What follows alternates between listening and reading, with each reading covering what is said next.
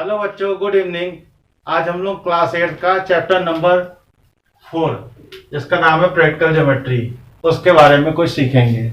Video आप like करो, share करो और सब्सक्राइब करो।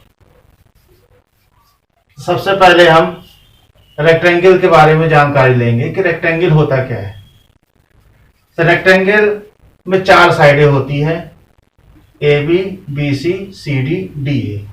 जनरली हम 4 साइड का जो फिगर बनाते हैं तो उसका कोई यदि शेप नहीं है डेफिनेट तो उसको हम क्वाड्रिलेटरल बोल देते हैं, और यदि 3 साइड का कोई डायग्राम बनाते हैं तो उसको हम ट्रायंगल बोलते हैं।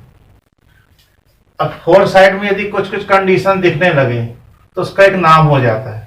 जैसे हमने इसमें बोला रेक्टेंगल, तो रेक्टेंगल की प्रॉपर्टी सबसे पहले ये होती है कि इनके अपोजिट साइड्स इक्वल होते हैं। मीन्स ए बी और सी डी, इनकी लेंथ सेम रहती है हमेशा। सेम हम बोल सकते हैं ए डी और बी सी, इनकी भी लेंथ, मीन्स जो जो साइड अपोजिट में है उनकी लेंथ इक्वल होती है। हम सबसे पहले लिख सकते हैं अपोजिट साइड्स आर इक्वल। ये पहली प्रॉपर्टी हो गई। और दूसरी प्रॉपर्टी, साइड ए बी और साइड सी डी पैरेलल होती है। पैरेलल का मतलब ये होता है कि जो गैप ए डी में है वही गैप बी सी में है। जैसे आप ट्रैक आप देखते हो ट्रेन में, तो वो ट्रैक में स्पेस हर जगह सेम रहता है। इसी तरह यहाँ पे ये वाला गैप और ये वाला गैप, मीन्स हमने बोला साइड्स आर इक्वल, इसका मतलब ए बी और सी डी एक दूसरे के पैरेलल है। या कि हम इस साइड से देखें इनको, ये लेंथ है, ये ब्रेथ है, ब्रेथ की तरफ से देखें तो भी इनकी गैपिंग बराबर है। तो हम बोल सकते हैं सेकंड चीज, A B is parallel to C D, या कि बोल सकते हैं A D is parallel to B C. 2 property हो गई। तीसरी प्रॉपर्टी डायगोनल। डायगोनल मतलब जो अपोजिट वर्टेक्स है उनको ज्वाइन करते हैं तो डायगोनल तैयार होता है। अब यहाँ पे वर्टेक्स हम आपको बता दें, वर्टेक्स होता क्या है। जहां पे 2 साइडें मीट करती हैं, 2 साइड्स, उसको हम वर्टेक्स बोलते हैं। तो A B C D, rectangle में 4 वर्टेक्स होते हैं और अपोजिट वर्टेक्स को ज्वाइन करेंगे तो डायगोनल तैयार होता है। तो एक डायगोनल है ए सी और दूसरा डायगोनल है बी डी। तो रेक्टेंगल में डायगोनल हमेशा इक्वल होते हैं। यदि डायगोनल इक्वल नहीं है तो हम इसको रेक्टेंगल नहीं बोलेंगे। तो तीसरा हम लिख सकते हैं diagonals are equal. Diagonals are equal. चौथी property, A B C D ये चारों एंगल इक्वल होते हैं, साथ ही साथ ये राइट एंगल होते हैं, मीन्स 90 डिग्री। यदि 90 डिग्री से कम है या ज्यादा है तो इसका शेप बिगड़ जाएगा, तो हम उसको रेक्टेंगल नहीं बोलेंगे। तो मीन्स चौथी प्रॉपर्टी आपको मालूम होना चाहिए, यदि सारे एंगल 90 डिग्री हैं तो मीन्स ये रेक्टेंगल है। ऑल एंगल्स आर 90 डिग्री, इसको हम बोल सकते हैं राइट एंगल। इसमें 4th पॉइंट है, all angles are 90 degree, means angle A, angle B, angle C, angle D ये राइट एंगल होते हैं। इसका चौथा पॉइंट आपको याद रखना है, ऑल एंगल्स आर 90 डिग्री। अब सेकंड फिगर है स्क्वायर। स्क्वायर और रेक्टेंगल दोनों बिल्कुल सेम है, बस दोनों में डिफरेंस ये है कि रेक्टेंगल में अपोजिट साइड इक्वल होती है, स्क्वायर में ऑल साइड्स आर इक्वल, चारों साइड इक्वल होती है। All sides are equal.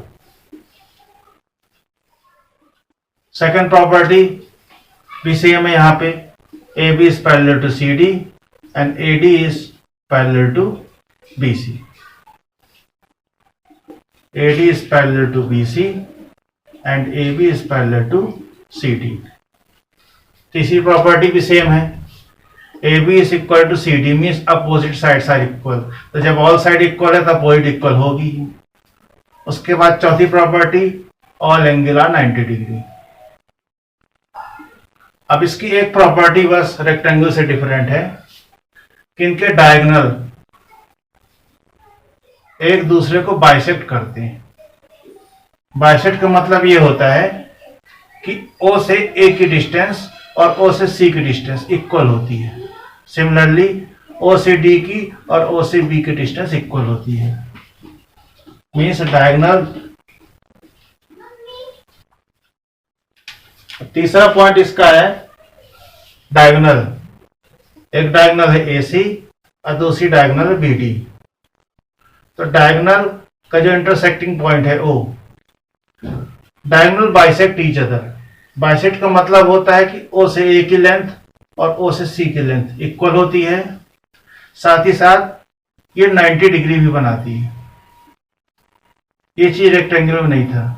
तो ये दोनों में मेन डिफरेंस है कि रेक्टेंगल में डायगोनल बाइसेक्ट नहीं होते, बल्कि इसमें बाइसेक्ट होकर के साथ ही साथ 90 डिग्री भी बनाते हैं। तो diagonal bisect each other at 90 degree.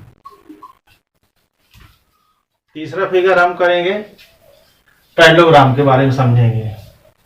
तो पैरेललोग्राम में सबसे पहला पॉइंट है अपोजिट साइड्स आर पैरेलल, जो कि रेक्टेंगल में भी हमने देखा है। AB is parallel to CD and AD is parallel to BC.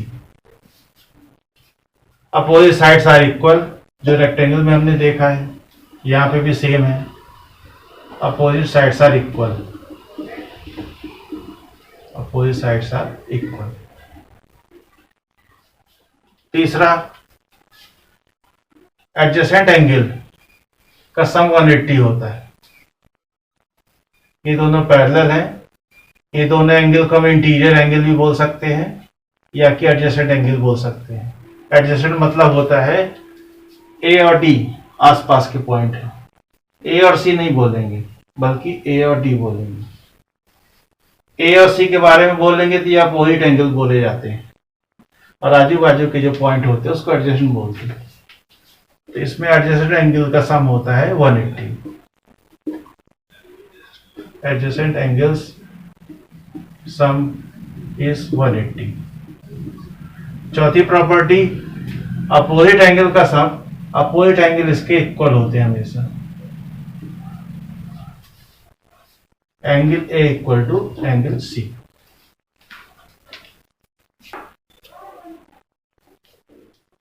इसमें भी हमने डायगोनल बना दिया। तो रेक्टेंगल में डायगोनल इक्वल होते हैं, लेकिन इसमें डायगोनल इक्वल नहीं होते हैं। तो diagonals are not equal, are not equal. Equal होते थे रेक्टेंगल बन जाता।